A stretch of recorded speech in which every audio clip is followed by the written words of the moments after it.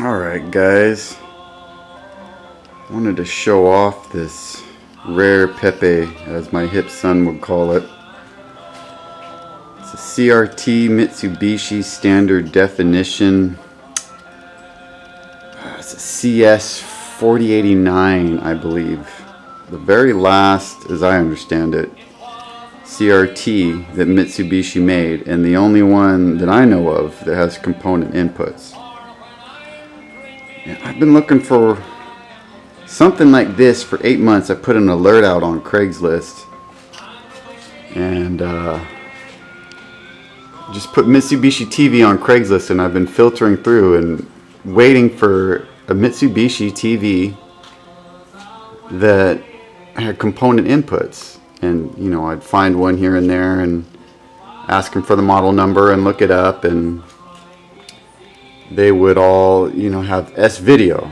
They all got S-video, but none have components. So I finally found one with component, and this might be the only one that Mitsubishi released with component inputs, because as I understand it, this was their last one. It's a 40-inch TV. It's the biggest CRT I own. Pretty much one of the biggest ever made, probably. The biggest flat screen Sonys and JVCs are all 36. This sucker's 40. I can tell you, standing in front of it, it doesn't really feel much larger than a 36-inch. I got a 36 D series JVC and I got one Sony Trinitron 36-inch, and it's pretty similar. It doesn't feel too much bigger. It's a gorgeous looking TV. It's just like solid black. I don't like the silver personally. Just the lines on it are clean. It's got the buttons like push away in the front here, and it's just got a really clean look. It says Diamond. Let's see if I can like focus on that for you guys. Diamond Series is what it says. Unfortunately, on the front you just got S-video, and it's got some interesting buttons here. I'm going to show you guys later. These are pretty trippy, what they do. You can't even read them, but I'll show you guys what they do later. But so one problem I had with it was, so I got it and I tested it when I got it, and everything looked good. The geometry looked good. I pulled up a 240p signal, but then I got it home and plugged it in. Let's see if I can get in here. Sorry for the guerrilla filming here, guys. I am not a professional. Okay, yeah, you can see. Let's zoom in a little bit. So it's got component inputs. Right now I got a transcoder hooked up to it with my PlayStation 1. So it's got RGB going to the transcoder, and then the transcoder is putting out component to this bad boy. But see, it doesn't say YPBPR. It says Y. What does it say? YCRCB/RYBY. And then it's got this funky ass button. I don't even know if you guys will be able to read it. And you can switch this button over here. And the button says YCRCB, and then you switch it and it goes YRYBY. And if you switch that to YRYBY, the colors are whack. So I don't know what that's for, but basically it doesn't look it doesn't look terrible, but it does something not good to the colors. So I leave it on YCRCB, which when I googled it turned out to be a digital component signal, and if it's digital, this would be like upscaling to 480p, and I'll show you guys that that's not what it's doing. I'll just do that right now. Okay, before we go though, check out them scan lines, man. I mean, honestly, I was saying check out them scan lines, but compared to like a JVC D series or like a Trinitron, like a KV 301, like 36301 let me get it right, KV 36 FV 310, or like even a KV F36 FV13. Like, the scan lines are kind of wimpy, which is something I really don't like about it. It's good looking, but the scan lines are wimpy. Usually when you get, the bigger it gets, usually the thicker the scan lines get. And the scan lines on this are thinner than the 27-inch Sony.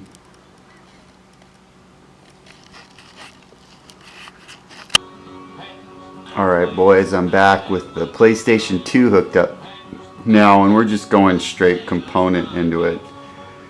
Got the free Mic boot hooked up. Oh, almost fucked up my shit. Hold on a sec.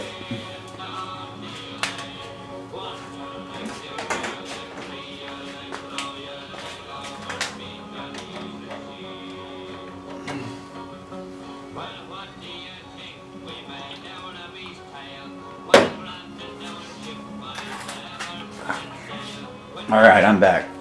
Forgot to have my controller hooked up.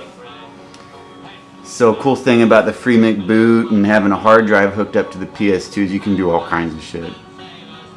So, I'm gonna load this game that I know has 480p on it, just to show you guys that this bad boy isn't doing any 480p HD upscaling nonsense. I know it isn't, just from looking at it I can tell. When it 480p upscale nonsense, where's this game? It looks like shit. You lose your scan lines and it just don't look good. And you know, you get lag that like even like anybody would notice it if they were looking for it. And that's my experience. I say that, but I've only really screwed around with one. It was like an XBR Sony that upscaled. So I don't have a whole lot of experience with them, but I did play one. And all of a sudden my controller's not working. What's going on? Hold on a sec, guys.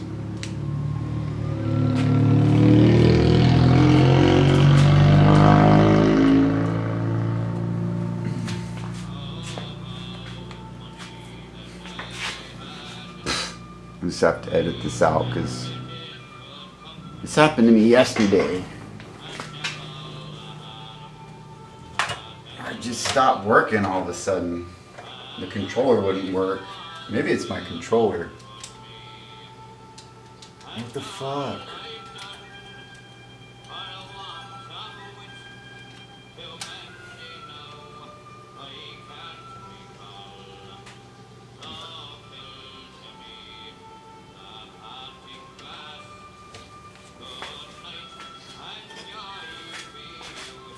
Alright, so I guess I can talk about how I picked this up, which is pretty interesting. Like I said, I was on Craigslist just waiting for like an alert to pop up, and one popped up and I saw these with the diamond signature and they look fucking cool, so you know, message the guy right away. He gets back to me, sends me the picture of the model numbers, and I look them up. He said I got two of these, but the other one I got doesn't have component on it. It's very similar, but it doesn't have component. It's a 35-inch without component. It looks similar, all the functions and panel and stuff similar on it. Let me not mess this up this time. What was it? It's Capcom Classic Volume 2, this one. This one has a 480p. Anyway, so I go and go pick these up from this rich guy. He wants 50 bucks. I'm like, yeah, sure, 50 bucks. This thing weighs 275 pounds, man. I looked online first and there's like no information. What is this? Whatever. So there's no information on it. Like there's like one dude I saw on there that like RGB modded his, and there was like, he had a couple pieces of information, and then there was like one other site where people like posted reviews on it from like way back in the day. By the way, this thing was manufactured in 97, sold in 98, and I'm filming this in 2020. So this thing's like 22 years old. So I'm getting down to the business here. I think we just need to go to options.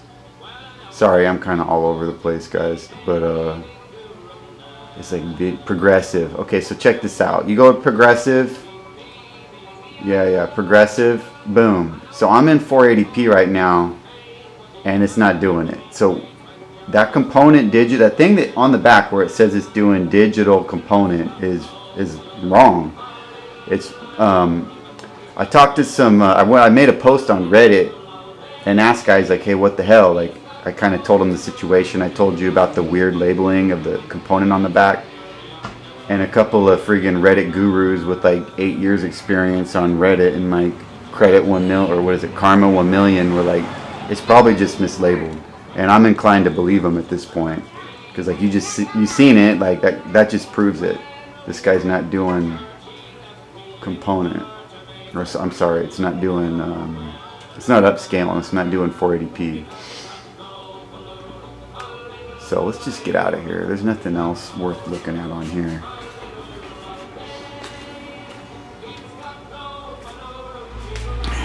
So anyway, it's back to my story.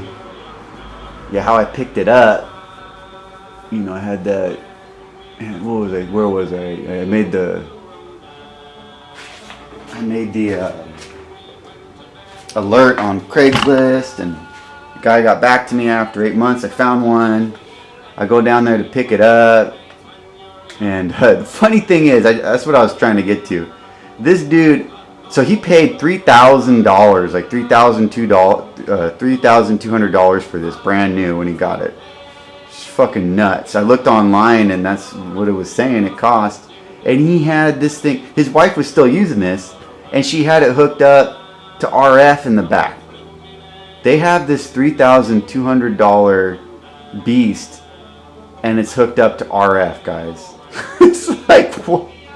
He was a cool dude. I was hanging out. He had like some vintage TVs. He had like an old TV that didn't have any like circuit boards on it. It was all like resistors and just weird stuff in the back. And it's like, I don't know how old. It was ancient, and it just had this cool wood paneling. And he was like showing me just his stuff, and I just couldn't believe you buy a TV like this and you hook it up to RF. He had a couple of TVs. He had a Panasonic Tau, which I've been wanting to pick up, and I'm like, oh yeah, I've been wanting one of those. And then he's like, oh, okay, $10. And I'm like, well, let me check it out. And I checked it out, and it didn't have any component. And for me, I'm in North America, USA. I'm in California. You got to have component on there so that I can transcode it and get RGB out of it. Otherwise, I'm just not interested. Like, I got BVMs, PVMs, and once you go RGB, it's hard to go back to like playing stuff on composite. So anyway, I looked at his Tau, and I'm like, that's a nice TV. I've been wanting one of these, but it's only got composite. He's like, what does it matter? It doesn't matter. And I'm like, yeah, dude, it matters, mister. I bought a $3,200 TV, and I'm freaking, what am I messing something up here? And I'm watching it. What the hell? It's not working. He bought this $3,200 TV, and he's watching it with RF. It's fucking crazy. So I got a grid pattern I can pull up on here. I wanted to show you guys the geometry and what those buttons do in the front, but it's all jacked again. I'm gonna reset it. Sorry, guys. What else could I say about this thing? I mean, it's gorgeous. Like, I love how it looks, and it's flat on the top, and it's got this like faux marble on the top. You probably saw it earlier when I was screwing around. Where is this? The fucking sound on this thing is amazing. Like, I'm on audiophile. I got all kinds of little vintage stereos and stuff. This is the best sounding TV I've ever owned. I got Trinitrons. Like, I got I got like the flat screen fancy Wegas and stuff, and they got good sound. I got a couple D series, but this one's, the sound is really good. I'm gonna turn it up and show you guys later, but I just know it's the kind of thing that it's not gonna come. Man, I keep jacking this up. The sound is not gonna come across good in this video. Like, I just don't have the equipment to show it off. I'm just gonna have to cut this and like try and bring it up again, because this SNES station on the PS2 is buggy, guys.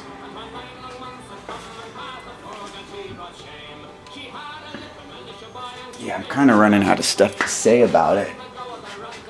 I mean, okay, so I plugged in, I got a fancy Blu-ray player and I plugged it in. I watch a lot of videos on my CRTs as well. Like, I honestly probably watch more like old movies, Star Trek, and just old action flicks like, you know, Terminator 2 and the 80s action flicks and stuff like that, and 70s, whatever.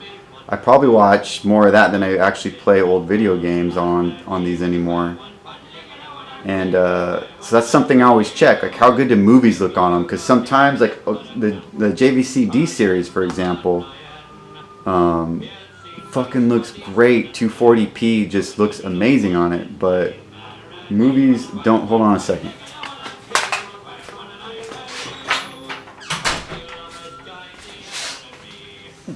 But movies don't look good on the D series. They, like, compared to like a Trinitron. Come on, please work. I jacked it up again. I don't know what the hell I'm doing. It's like take 3. Sorry guys. But what was I gonna say? Oh yeah, so movies don't look good on the D series. Movies look amazing on the Sony Trinitrons. And movies look really good on this. They don't look as good as the Sony Trinitron flat panels I got, the Wegas. But it looks better than a D series. This thing looks better than a D series as far as 480i old movies like Willow and whatnot.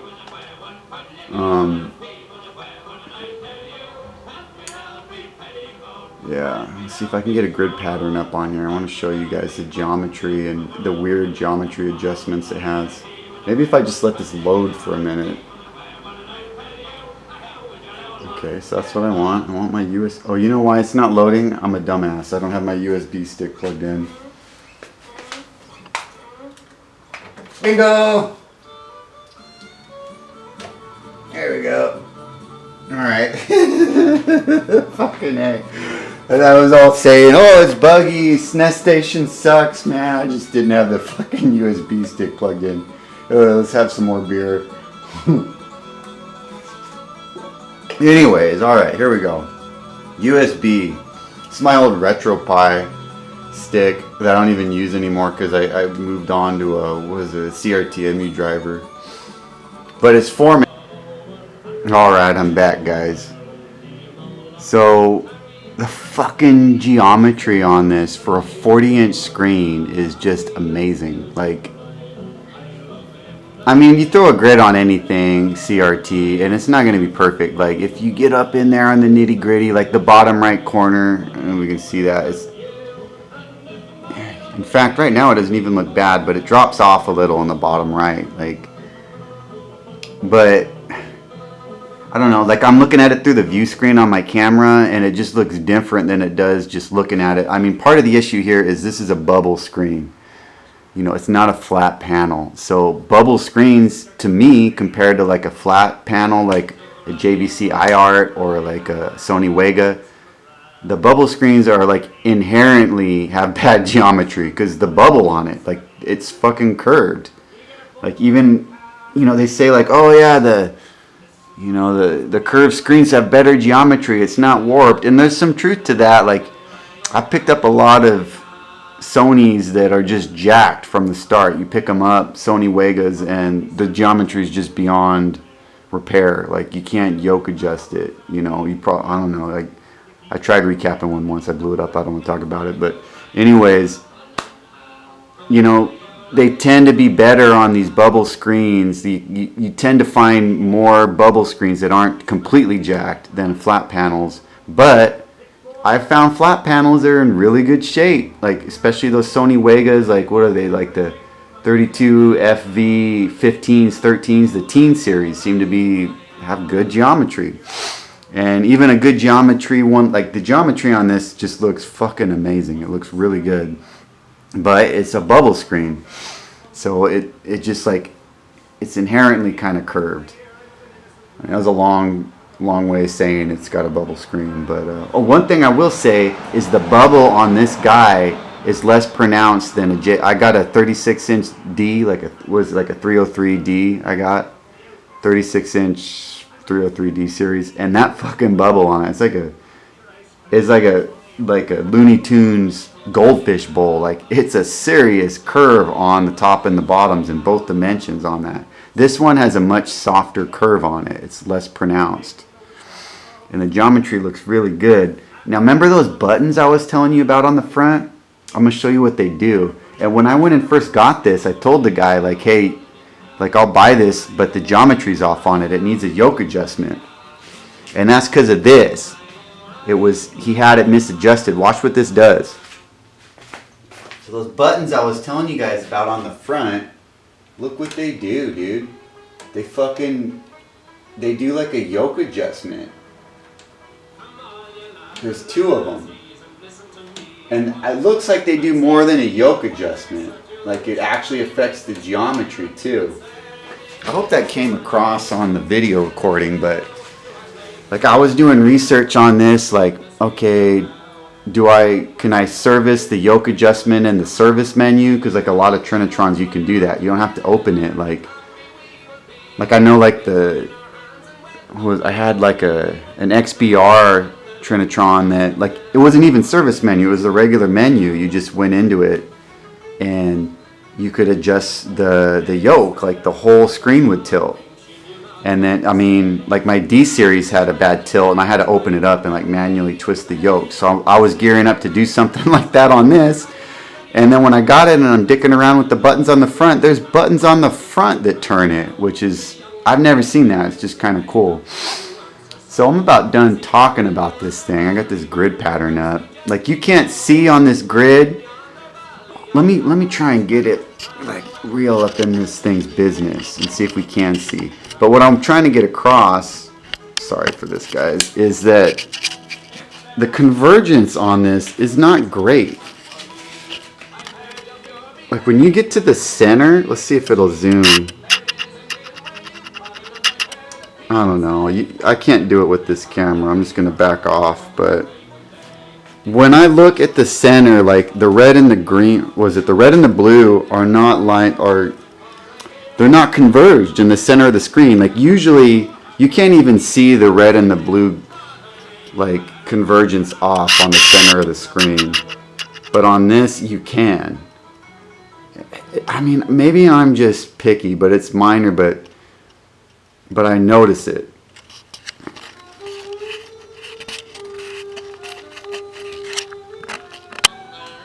So, final thoughts on the Mitsubishi CS-40-inch CS-40809, I believe it's called. I gotta use my sword. There we go. So, it's an awesome TV. It's huge. The geometry on it is like flawless. Maybe flawless is the wrong word, but it's really good. It's amazing. It's the best geometry I've ever seen on a large TV. I mean, it's pretty close to the geometry on my BVM 1911. It's really good. And the color on it, there's nothing wrong with the purity in the colors. There's no, like, red bleeding into the white or anything. It looks good, but it doesn't look... Its weakness is 240p gaming. The scanlines are really thin, especially for a 40-inch monitor. And the number one thing that a fucking CRT needs to do is look good with 240p gaming. Like, it's got to look good with... I like it when it looks good with movies. I like it when it looks good with 480i, because I like to play some PlayStation 2 games. I like to play GunCon games. But the number one thing it's got to do good is 240p.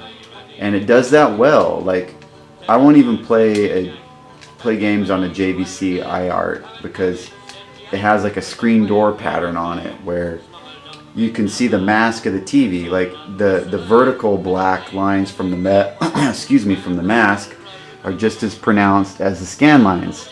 It looks like a fucking screen door. I can't stand playing games on a screen door looking TV. This doesn't have that. It's just got really thin scan lines. And something else I can't pinpoint. Like, I just don't think it looks as good as a Sony Wega or a JVC D series. So it's not going to replace those. It looks better for movies than a JVC. but it doesn't look as good as a Sony Wega for movies. And when I played 480i games on it, it didn't look that great. Like, the D series doesn't look that great with 480i either, and I think it might have looked worse than the D series. I say worse, but all of them, these are all good TVs. I don't want to poo on them. It's just not as good as a Sony, in my opinion, as a Sony Wega. So like when I play games on my Sony Wega or my D series, I don't even feel bad about like, oh man, I should be playing on my BVM, my 20-inch BVM or PVM. But when I'm playing on this, I feel like, man, the video quality is so soft and like just not sharp. I'm like, man, I'd rather just play on my 20-inch BVM. Like, even though it's 40 inches, it's like, it's not doing it for me. But I mean, like I said, I don't want to poo on it too much because it's still a damn good looking TV. The colors are good, geometry's good. The form factor to it's really good. Oh yeah, something I didn't mention is it weighs 275 pounds. My 36-inch Wega weighs 235 pounds, but my Wega is harder to move than this, even though it weighs more, because the grips on it aren't very good. This has really good grips, like on the bottom of it. Like, you can get a grip on it really easily. It's actually not that hard to carry. It's easier to carry than the lighter Sony Wega that's 36 inches. It's smaller and weighs less. And also, it's not as big. It's actually like, so when you move these things, it's the depth that you move them in, because that's kind of the shortest dimension. Like how big the tube, like the screen on the front is to like the inputs on the back. Like you got to measure that distance. And that's the important one, because when you fit it through doors, you fit it through that way. And this one's actually not as deep as a Sony Wega. A Sony Wega is, even though like my 36-inch Sony Wega that is a smaller screen is deeper and harder to fit into places than this. So this fits on furniture easier. It fits through doors easier. It's easier to lift even though it's heavier. So like the build quality on it is really good. Like that fact that it's got the like yoke adjustment on the buttons on the front is really cool, because on large TVs, that's like the most common thing I find is, oh, I forgot, you gotta hit that little robot on the top to kill this thing. I'm not really paying attention to the game, I'm just talking. But I mean, I'm telling you guys about this TV to like, in case you find one, but I don't know. I mean, honestly, that would be cool if like one other person found this, but it's really rare TV. People probably aren't going to find this thing out there in the wild.